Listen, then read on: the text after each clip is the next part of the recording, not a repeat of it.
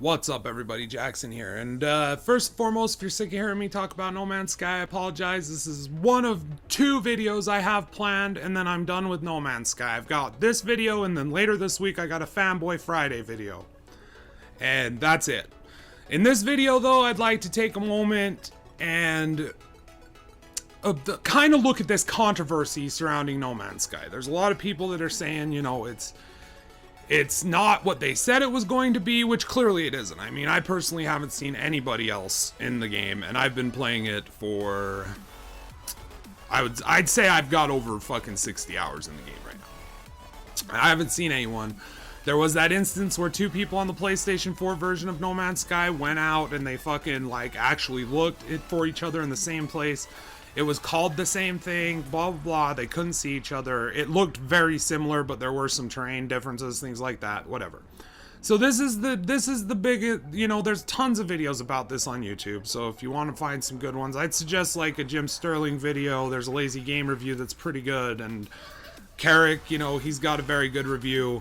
You know, I've kind of been listening to all sides of this while slowly forming my own opinion as I gain new information, which is what you do. If you don't, if you're a free-thinking individual, you don't take in information and immediately block that information. You take that information and you process it, and then you change your opinion based on the knowledge that you have gained. And this is a problem with a lot of people. They don't really do this.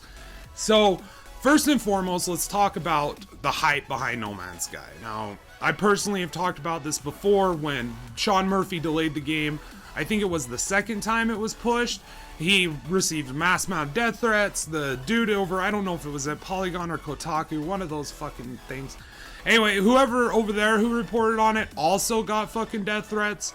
So it's one of those situations where you're looking at these fans really wanted this game. Why did they really want it? Well, because Sony was behind the marketing. And when it comes to marketing, Sony doesn't fuck around. Like, look what they did with the Ghostbusters marketing, alright? Sony probably has arguably the best marketing team in the world. I mean, I know Ghostbusters was a flop, but it wasn't as nearly a big a flop as you would think it would have been just based on things that have, you know, I mean, the down click to up click ratio on that. You know, the fucking preview. Like, nobody wanted it. I mean, people are sick of reboots in general. You are taking this one, which is a beloved property from all of our childhoods. Like, I remember growing up watching fucking Ghostbusters 1 and 2, you know? Like, those movies were the shit to me. I loved both of them. I fucking still love those. Those stand the test of time, man. Those are like the fucking Goonies or other things that, you know, you're not really ever like, man, I super want to fucking watch that. But if it's on, you're fucking into it and you're enjoying it the same as you did when you were younger. At least that's how it is for me, personally. And, you know, sometimes, yeah, you want to watch them, especially around Halloween time, things like that. But, you know what I mean? It's one of those things that, yeah, it's always kind of good. Now, so they flipped that and made money off of that. I mean, I don't know if they made a whole bunch, but they at least covered their nut, and it wasn't a complete disaster overhead loss for them. Like, just complete loss. Which it probably would have been without their brilliant, you know, oh, it's sexist and blah, blah, blah, make it one of those bullshit fucking stories, and that'll make it relevant, and that'll make people talk about it more, and you know what I mean? And so that's the thing, that's where we get into that, is Sony didn't give them money to make the game, they gave them money to market the game. And so you get into this where Sony's marketing is just relentless. And that's where you get this growth of these fucking fans that are, you know, just in love with this game, waiting for this game. You get guys like me who hadn't really heard of Hello, never really played Spore, hadn't really thought that this was a, you know, a thing that was happening that we could get access to. Someone like me who's kind of PC ignorant, and you expose it to me and explain it to me, and I get excited for it. You know, I obviously wasn't feeling the hype train as much as everyone else, but I had a lot of high hopes for this game. Mainly, I wanted this game to be different from the other, you know, $60 price games that are just shrouded in bullshit and more bullshit. And that's what, you know, this is shrouded in bullshit. You know, it got the AAA price, and apparently that gives it the AAA, you know, early access, blah, blah, blah, blah, blah, blah, blah. But I think in No Man's Sky, it's a little bit more complicated because we're dealing with a very small group of people. We're dealing with a massive, massive, massive corporation that is now funding the hype and the, you know, I think they did the fucking, I can't think of the word right now, but the distribution, there we go. They did the distribution as well for No Man's Sky, but that's all they're giving them money for. They're saying you get money for distribution, you get money for this, and then and you know, we've seen how the fans handled the first push of No Man's Sky, but what we didn't see is how Sony, the corporation, handled it. And who knows what they were like, you know? This isn't a company that's like, no, you don't tell us a deadline and then you tell us that that deadline doesn't work. No, we tell you when we want it, because we're giving you all of this money. And that's when you do it, if you said you could do it. And I think that that's what happened. I think that Sean Murray and the rest of the folks over at Hello Games, not ill-intentioned, not because they didn't think that they could do it, but I truly believe they thought, yes, we can have this up and running by then. And then it was facing issues, obviously, because it was pushed to August. And I don't know when it got pushed before that. But the point of all this being is they took a bite that they couldn't chew before they had to swallow. Like they couldn't handle this fucking order. And so I think it got closer to time, and I think maybe they even approached Sony and said, like, we would like to push this back again. And they said no, which is why there's a ton of hard crashes and shit like that on the fucking PS4. And I don't, you know, that's why there's no multiplayer. I think that everything that Sean, like, so that's the other thing. People are, like, saying Sean Murray is a straight up fucking liar. Like, he misrepresented the game to sell the hype to fucking, you know, and I don't think that's what it was. I think that he was out there doing these things, saying these things that his team and him truly wanted to have in the game, things that they really, really good intentionally had wanted to include in the game, but then they couldn't handle the workload, they couldn't finish it, and so they got put in this situation where it's like, okay, well, Sony fucking wants it out, alright, so what do we do? Well, and as this, they may have known that this was a possibility months before, because like I said, I remember Sean Murray being very, when they released that it would cost $60 and there was an uproar about that. I remember him saying very clearly this game would not have a season pass, and that it was something that him and Hello Games would continually work and expand upon with free updates and things like that. There's already been some updates fixing some things from what I understand. Alright, but here's the thing, okay? Once you've spent, I'd say 40, for me personally, I still found, and this is the planet right here, this footage, but I'm still finding a couple of planets here and there that I haven't kind of experienced before, that are a little bit different than other places I've been. This one kind of reminded me a little bit of Yellowstone. Now, that said, there's you know, plenty of fucking planets and solar systems that I have been to that are kind of just fucking uniform, look the same, man.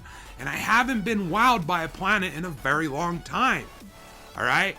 And this situation where I in my review I said I was going to tell you why I thought that was that No Man's Sky was a $40 game max, if it stays the same as it does on release. And I'm going to tell you why. People, I would pay $20 extra for multiplayer. There's no multiplayer in the game right now. There's currently no multiplayer in No Man's Sky. All right, it does not exist.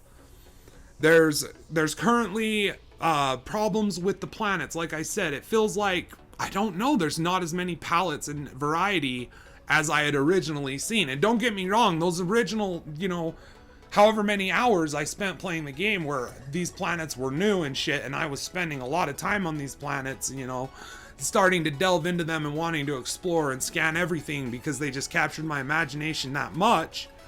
Like, yes, that was good, but I don't feel like it was enough gameplay time to justify a $60 price. I'm saying $60 is a lot of money. That's a AAA game, and so that's got to warrant a certain amount of gameplay, right? And there's got to be a certain amount of standard, and when the game's fucking hard crashing on me all the time, and I can't fucking warp anymore, and because every time I try to warp, I'm just getting a hard crash, or I try to save and I get a hard crash, and then I spend the next fucking like hour of my life frantically hoping that I can get my fucking save back because I don't want to have to fucking start over. You know what I mean? These kind of things put it in a $40 title. Like, I'm sorry, it does. $40, and I don't think you're hearing any of the fucking uproar, as much uproar as you're hearing right now, if this is a $40 asking price as well. But here's the thing, you're not hearing anyone upcrying about the $60 price if the game has multiplayer, if the game feels more populated, where the things you're discovering don't start to feel uniform with just like the same 3 or 4 different building variations on it, depending, you know, and then that depends on the solar system you're in and what alien race is dominant there. But it all starts to kind of look the same, and then you're learning the language and you're getting all these cool little insights into the history of these alien races and other cool things, but then it just slowly starts to repeat itself. And you're getting the same ones that you just got, and maybe one that you got before that, that's like, you're like, fuck, the story's moving backwards now. And there's this burn that starts to hit you in No Man's Sky, and that's the truth. And my Fanboy Friday video is gonna go more into why is it so hard for us to just, you know, look at things that we love and care about and look at them critically when it comes to this venue, when it comes to video games, when it comes to movies, when it comes to fucking music. Like, why is it so hard to take in new knowledge and change your opinions based on them? And why is it not okay just to be like me and still have enjoyed all of No Man's Sky that you were played, still plan on playing it, hope deeply and dearly that it grows and becomes what it should have been day one, without all the errors and hard crashes and things like that, frame rate issues on the PC, things like that. Why can't we just be like that and still point out its faults? Like the hard crashes, like the poor PC port. It's okay to love something and be critical of it. If we blindly love things, then things will never get better if it's gonna be like this, because this is a bad thing that's happened with No Man's Sky. You know, it's not as ill-intentioned and as fucking full of shit as other moves by these more established companies, but this is a step in that direction. This is a step or two over that side of the line, because they're charging $60 for a game built on a massive hype train, built on things that they've said would be in the game that aren't in the game. Whether or not they plan to put them in, that's my firm belief and my firm hope for this game. But either way, you could have just sold the game for $40 and had a $20 season pass. But, you know, like, who the fuck am I to make decisions like that? If I made decisions like that, there'd be a whole different fucking gaming world we'd be living in right now. But that'll never fucking happen, and that's why. Because if they lose fucking 2 cents... If they lose 2 cents off of something that they, you know, that they gained 2 cents on last time, then I lose my job and someone else takes over who's gonna make them 2 more cents. And then 2 more cents, and it goes on and on and on. Anyway, that's my thoughts on this controversy. I hope you guys enjoy. Fanboy Friday. Crazy asshole fans. Fuck them all. That's it for me, Jackson. I'm out of here. I love you guys. Till next time, stay safe, stay awesome. Keep kicking ass.